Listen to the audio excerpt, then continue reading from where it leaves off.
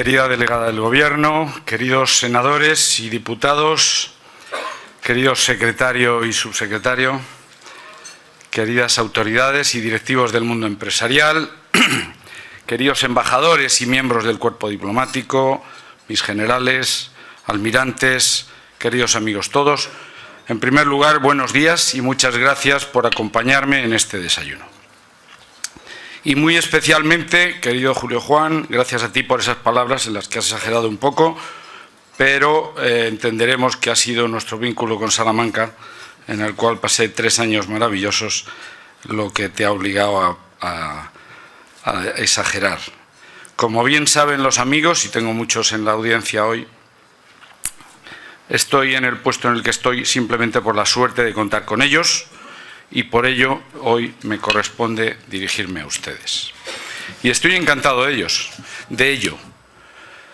Estoy encantado de ello y voy a empezar confesándoles que desde que recibí la invitación para participar en este foro, la guardaba con impaciencia, con ilusión, pero también con preocupación. Por una parte, tendría la oportunidad de transmitir a una selecta audiencia mi visión sobre el compromiso de las Fuerzas Armadas con el presente y con el futuro de España. Pero mucho más importante, podría plantearles también a ustedes, puesto que todos somos responsables de la defensa nacional, si España tiene las Fuerzas Armadas que necesita, o dicho de otro modo, ¿qué Fuerzas Armadas son las que España necesita? Pues bien, el momento ha llegado, comparezco ante ustedes. En los próximos 20-25 minutos trataré de establecer un contexto para lo que creo que es más importante de todo, que sin lugar a dudas es responder a sus preguntas al final, escuchar atentamente sus comentarios. Los comentarios, está claro que los escucharé atentamente. Con respecto a las preguntas, lo único que puedo prometer es honestidad en la respuesta, pero prefiero contestar diciendo que no lo sé y que contestaré más tarde, a mentir o a tratar de ser supuestamente correcto. Siempre que ocupo un nuevo destino, siempre que llego a un nuevo puesto, y es algo que me ha ocurrido alrededor de 20 veces desde que salí de la academia, allá por el año 1979, me planteo siempre la misma pregunta: ¿quién soy y qué se espera de mí? Puede parecer poco original, si me apuran puede parecer evidente, pero les aseguro que no siempre es sencillo. Todos ustedes saben que soy el jefe de Estado Mayor de la Defensa, el GEMAD, utilizando esos acrónimos que a los militares nos encantan, pero quizá no sepan todos qué es lo que hace un GEMAD. Yo, desde luego, no lo tenía nada claro en marzo del pasado año, cuando la ministra me eligió y propuso mi nombramiento para este puesto.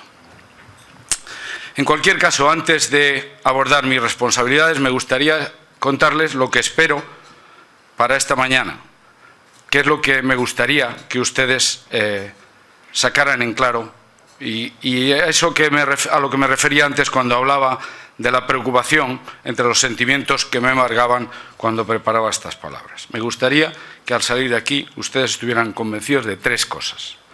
La primera, que el lema del pasado Día de las Fuerzas Armadas, aquel "Nuestra misión, tu libertad", resume a la perfección lo que las Fuerzas Armadas españolas han hecho y hacen cada día, que no es otra cosa que darles seguridad para poder ejercer la libertad y disfrutar de la sociedad del bienestar. Segunda, que las Fuerzas Armadas de España son eficaces, pero necesitan adaptación constante, puesto que trabajan en escenarios, los escenarios donde operamos y operaremos, nos obligan a cambiar constantemente, nos obligan a innovar, y esto enlaza muy bien con las palabras de mi presentador, de Julio Juan. Y por tercer punto, o tercera conclusión que me gustaría que hoy se llevaran a casa, es que ahora mismo estamos desarrollando un plan para tener esas Fuerzas Armadas de las que hablo. Volviendo a lo que es y a lo que hace el GEMAD, déjenme que les diga que también podemos resumirlo en 3 cometidos principales. 2 en los que como militar me siento muy cómodo y un tercero bastante más complejo. En primer lugar, el GEMAD es el jefe de la estructura operativa de las Fuerzas Armadas. Es decir, los ejércitos forman, alistan, equipan y preparan sus unidades terrestres, navales y aéreas, pero cuando están listas para operar, las transfieren a lo que llamamos la fuerza conjunta y yo soy quien opera con ellas donde sea necesario. La fuerza conjunta, no cabe duda, es la razón de ser de las Fuerzas Armadas porque es la esencia de su forma de actuar. Coloquialmente, les diría que esto es lo que yo llamo un cometido chollo, puesto que mis compañeros preparan y yo empleo. También soy responsable de definir la estrategia militar, o dicho en términos más comunes, tengo que averiguar cómo las Fuerzas Armadas contribuyen a alcanzar los objetivos que se definen en la Estrategia de Seguridad Nacional y en la Directiva de Defensa Nacional que de ella deriva. Esto conlleva definir objetivos, líneas de acción, medios, nada que se parezca a un arco de iglesia, un poco de sentido común y, sobre todo, buenos camaradas. Lo primero, a veces, de lo segundo, disfruto día a día. Y por último está el cometido que yo creo más difícil de todos, que no es otro que el de diseñar la fuerza futura y dar los pasos para su consecución. Es tan difícil porque en ese proceso hay muchas incertidumbres de todo tipo, algunas de ellas mencionadas ya. Estrategias, estratégicas, presupuestarias, industriales, tecnológicas, políticas y porque además lleva mucho tiempo, también mencionado. Las Fuerzas Armadas actuales no son las que yo he diseñado. Se diseñaron hace 3 GEMADs. Las que estamos tratando de diseñar ahora, las de mi plan, son las que vivirán cuando mis hijos sean tenientes coroneles y alguno de los generales que me está ayudando ahora y forma parte de mi equipo sea el GEMAD de 2030. Nadie puede poner en duda el compromiso de España con la seguridad, ni mucho menos que sus Fuerzas Armadas son conscientes de él. Hoy tenemos más de 2.600 militares cumpliendo misiones que podemos agrupar en 3 grandes bloques o 3 grandes áreas. Defensa del territorio aliado, todo lo que ocurre en Letonia, Turquía o Estonia. Proporcionar estabilidad y seguridad, lo que ocurre en el Cuerno de África, en el Mediterráneo o en el Líbano. Y contribución a la lucha contra el terrorismo, lo que hacen nuestros soldados en Afganistán, en Irak y también en el Mediterráneo. A esto hay que sumarle las fuerzas que dedicamos a nuestras operaciones permanentes, las operaciones de defensa aérea, de seguridad y vigilancia marítima y en un futuro, espero que próximo, las de presencia y vigilancia terrestre. Muy pocos dudan de la eficacia de nuestras Fuerzas Armadas. Sin embargo, yo tengo el deber de cuestionar esa eficacia. No por el día de hoy, no para el mes que viene, sino, como he dicho ya antes, para 2035. Debido a que la adaptación constante que nos impone el mundo en que vivimos nos llevaría a unas Fuerzas Armadas que se podrían haber quedado atrás en orgánica, en procesos de trabajo o en conceptos operativos. De hecho, tras un primer análisis, hemos encontrado espacios de mejora.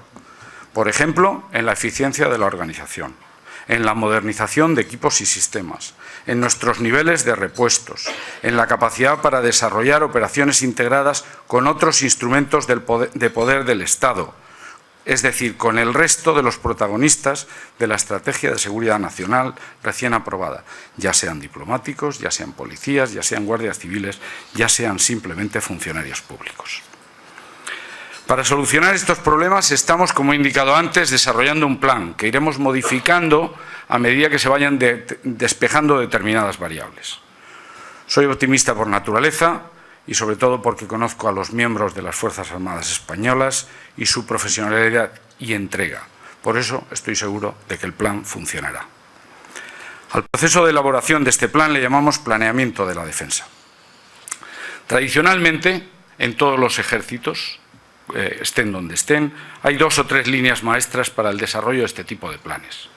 Se puede planear para hacer frente a una amenaza, se puede planear para buscar relevancia estratégica o se pueden mezclar ambas aproximaciones. Voy a intentar explicarme con un par de ejemplos. Pensemos, por ejemplo, en Corea del Sur. Corea del Sur, igual que otros muchos países en el globo, planea sus Fuerzas Armadas exclusivamente para hacer frente a la amenaza, que en su caso es todo lo que está al norte del paralelo 38. Por su parte, el Reino Unido entre otras muchas otras naciones, no tiene amenazas existenciales de importancia, dada su ubicación insular y su localización en una esquina de Europa. Pero diseña sus Fuerzas Armadas buscando la relevancia mundial que siempre ha aspirado a tener. En un lugar intermedio están otros países, por ejemplo Israel, que diseña sus Fuerzas Armadas en base a la amenaza existencial que le rodea, pero también con el propósito de tener relevancia internacional, aquella que necesita para conseguir sus objetivos nacionales. Esta última línea maestra, la mixta, digámoslo así, es la que queremos seguir nosotros. España tiene, por su ubicación geográfica y su propia construcción nacional y constitucional, una limitada amenaza existencial, a la que debemos estar y estamos preparados para hacer frente. Pero además, España, creo, tiene el deber y la necesidad de aspirar a un nivel de relevancia tal que le permita hacer valer sus intereses nacionales y además nos proporcione un elevado grado de seguridad y libertad. Esa es la idea que guiará nuestro plan. Una vez trazada la línea maestra, ¿cómo se define nuestro plan? En primer lugar, necesitamos marcar un objetivo a largo plazo que responda a la pregunta ¿qué capacidades necesitarán las Fuerzas Armadas dentro de 15 o 20 años, en 2030 o 2035? Es difícil de concretar, pero es crítico tener una referencia que nos guíe. Sería algo parecido a la imagen lejana y poco nítida de un objeto, imagen, pero poco nítida, que nos proporciona el haz de luces largas de un coche. Esa referencia la denominamos objetivo de fuerza a largo plazo y se basa en otros documentos conceptuales, como son la Estrategia de Seguridad Nacional, el concepto de empleo de las Fuerzas Armadas o la Directiva de Política de Defensa, que podríamos decir que son las bombillas que van dentro de cada uno de esos faros y que configuran, por lo tanto, ese haz de luces largas. De todos estos documentos, en cuya redacción el Ministerio y sus Fuerzas Armadas juegan un papel trascendental, el primero que me compete a mí personalmente es el concepto de empleo de las Fuerzas Armadas, otro acrónimo CENFAS, que aprobó, como bien saben, el GEMAD anterior, almirante general García Sánchez, en marzo del año pasado, 3 semanas antes de que yo llegara a mi puesto. En él se fijan, entre otros aspectos, el entorno operativo y el contexto global de seguridad, donde las Fuerzas Armadas desempeñarán su labor. En lo referente a ese entorno operativo podemos decir que tendrá 3 características principales, además de la ya mencionada incertidumbre, de la que no hablaré. La primera característica será que habrá un límite difuso entre enemigos, amigos y neutrales, entre países u organizaciones involucradas o entre el dominio donde se combate, tierra, mar, aire, ciber, aeroespacial. Es decir, combatiremos en una amplia zona gris y en una guerra fundamentalmente híbrida.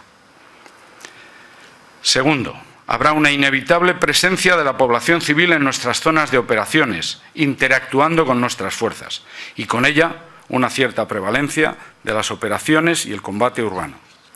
Y por último, habrá un componente tecnológico importantísimo que nos obliga, primero, a mantener la ventaja sobre los adversarios y, segundo, a mantener la paridad con nuestros aliados. En cuanto al contexto global de seguridad, qué duda cabe que lo van a marcar 2 organizaciones internacionales de seguridad y defensa que son relevantes, que son muy importantes y a las que pertenecemos, la OTAN y la Unión Europea. Aunque manteniendo, por supuesto, una cierta capacidad de autonomía estratégica, especialmente por lo que se refiere a Europa, al mar Mediterráneo, a África del Norte y a Iberoamérica. La OTAN, como base de nuestra defensa colectiva, se mueve hoy entre 2 grandes líneas de acción que la mayoría de ustedes conocen. La primera se denomina defensa y disuasión y busca principalmente mostrar a las posibles amenazas externas nuestra cohesión y determinación para defendernos si somos atacados.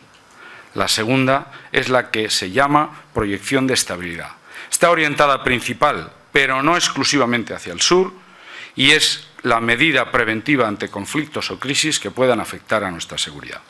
En ambas líneas de acción, la OTAN busca siempre una política complementaria con la política común de seguridad y defensa de la Unión Europea, de la que por su relevancia en el entorno europeo España aspira o en la que España aspira a tener también un papel preponderante. Las amenazas a las que se enfrenta la Alianza no han hecho sino crecer y se aprecia un claro cambio de tendencia en su percepción pública, sobre todo en la necesidad de invertir en seguridad para defenderse de esas amenazas. Les puedo asegurar, sin desvelar ningún secreto, que hay más de una amenaza clara y definida a nuestra forma de vivir y que las misiones en las que participamos, y he señalado antes, tanto en el marco de la OTAN como en el marco de la Unión Europea, o formando parte de una coalición, son precisamente la respuesta para hacer frente a esas amenazas. Es frecuente que alguien pueda denominarles así y pueda creer que un terrorista es un loco suicida, pero no es así. Un terrorista es el último escalón de una estructura transnacional que necesita ocupar espacios físicos para sostenerse, tanto como actuar en el dominio de la información. Del mismo modo, consideramos que la coacción sobre terceros es una amenaza para los países involucrados y también para los que les rodean.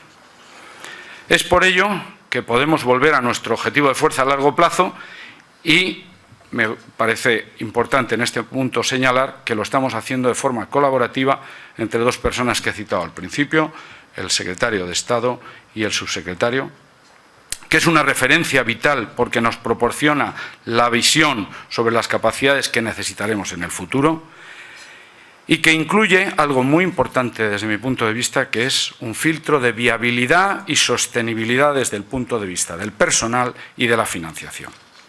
Evidentemente, este es el quid de la cuestión, pues resultará clave para la España de 2035, como lo es para la España de 2018, haber diseñado sus fuerzas armadas con una clara idea de los derroteros que tomarán o tomaron, en el caso del actual, el personal y la financiación.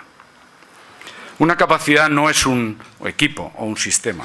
Una capacidad incluye además la infraestructura, el adiestramiento, la doctrina, la organización y, sobre todo, el personal que permite que esa capacidad opere en el campo de batalla. El hombre, el elemento humano, es el elemento esencial de las Fuerzas Armadas.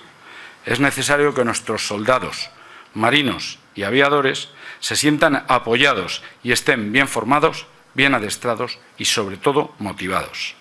Motivados intrínsecamente por unos valores militares afianzados y extrínsecamente por planes específicos de modelos de carrera y, qué duda cabe, apoyados en unas retribuciones acordes con el trabajo que realizan cada día y con las exigencias intrínsecas de la vida militar.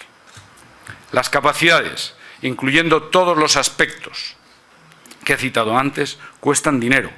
Dinero que, como bien saben, se ha venido recortando notablemente desde hace muchos años. Como dije ya hace tiempo, en otro foro, creo que hemos llegado al límite y debemos empezar a recuperarnos si queremos salir del túnel. La buena noticia es que al compartir amenazas con un número importante de países, podemos apoyarnos y nos apoyamos, de hecho, en alianzas que he citado antes para garantizar nuestra seguridad. La OTAN es, qué duda cabe, su buque insignia. O para decirlo más coloquialmente, es un club transatlántico de seguridad colectiva. Cuando cualquiera de nosotros se inscribe en un club, sabe que tiene que cumplir las normas establecidas y además hacer frente a las cuotas de adhesión y a los correspondientes pagos periódicos. Al realizar la inscripción al club, analizamos los beneficios directos e indirectos que nos reportará el acceso a la piscina, el pádel, y los valoramos en relación con la cuota anual.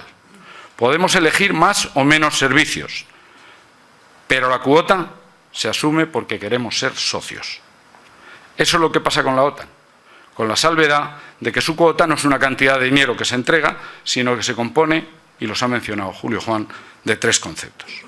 El esfuerzo en defensa en relación con el PIB, el famoso tender al 2%, las capacidades que se comprometen con los planes de la Alianza y, por último, la contribución de tropas de militares a sus operaciones. Soy consciente del compromiso político y del esfuerzo que supone el escenario económico con el que estamos trabajando para cerrar el objetivo de fuerza a largo plazo y para hacerlo acorde con las exigencias de avanzar hacia el compromiso financiero contraído con la OTAN. No obstante, y a pesar de las buenas perspectivas, he ordenado que el planeamiento de capacidades que me compete se haga con coherencia entre recursos y planes, es decir, con realismo, centrándonos en las necesidades de la fuerza conjunta y poniendo énfasis en la enseñanza y en el adiestramiento conjunto. Cuando esté concluido ese objetivo de fuerza a largo plazo, del que pretendo informar no solo a los medios de comunicación, no solo a los senadores y diputados en las comisiones, sino en un amplio espectro, apagaremos las luces largas y encenderemos las cortas. Empezaremos a mirar a 6 años vista en lugar de a 20, es decir, nos centraremos en el medio plazo y daremos nombre y financiación a las capacidades prioritarias, a esas de las que decidamos dotarnos en el ciclo 2019-2024. Además, incluiremos los gastos en infraestructuras, sistemas de comunicaciones e información, investigación y desarrollo y, por supuesto, los gastos de sostenimiento asociados. Todo esto se reflejará en un documento denominado Objetivo de Capacidades Militares, que llevará el compromiso de las 3 autoridades de planeamiento, que ya he citado 2 veces, mediante su firma cuando sea elevado a la ministra para aprobación. A partir de ese momento será necesario un compromiso de financiación estable y que, por lo tanto, debe consensuarse adecuadamente. El proceso tiene mecanismos de prevención que permiten adaptar el plan ante pequeñas variaciones. Pero si una vez lanzado el objetivo de capacidades militares, las previsiones presupuestarias se alterasen mucho, correríamos el riesgo de encontrarnos dentro de unos años con unas Fuerzas Armadas con desequilibrio en capacidades o fuertemente endeudadas. Como complemento a este plan de planes, del que llevo hablando ya un rato, estamos trabajando en otras líneas de acción que tratan de buscar espacios de mejora que hemos detectado y que por ello buscarán impulsar la revisión vertical y transversal de la estructura de las Fuerzas Armadas, empezando por la de mi Estado Mayor y tratando de potenciar inteligencia y ciberdefensa. La implantación de la infraestructura y el futuro sistema de información de las Fuerzas Armadas como elemento clave que pueda ejercer el mando y control, para permitirme ejercer el mando y control de las unidades de la Fuerza Conjunta una vez que desplieguen. Los planes de acción de personal, para guiar los modelos de carrera de nuestro propio personal y su capacidad, sobre todo, de engarce en órganos conjuntos y combinados. El plan de apoyo integral de personal para mejorar, como he citado ya, sus retribuciones, remunerando adecuadamente su enorme disponibilidad y sus actividades de adiestramiento y operaciones en el exterior. Y, bajo la dirección del Ministerio de Defensa, impulsaremos la comunicación estratégica, o lo que es lo mismo, la mejora de la percepción que sobre la defensa nacional tiene la sociedad española. Así, trataremos de minimizar el hueco entre lo que hacemos, las acciones, y lo que decimos, los mensajes, como muy bien señalaba un periodista, don Ángel Expósito, hace unas semanas.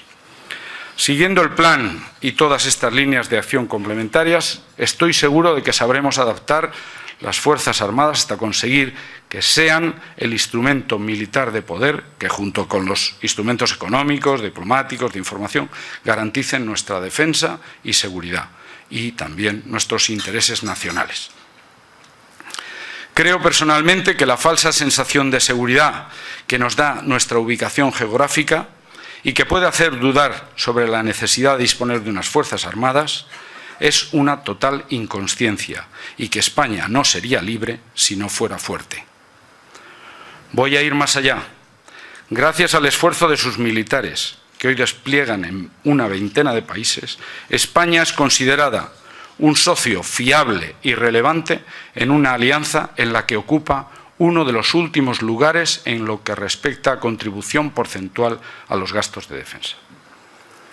Creo con honradez que gracias a tener y haber tenido unas buenas Fuerzas Armadas, España es un país seguro, donde la gente es libre.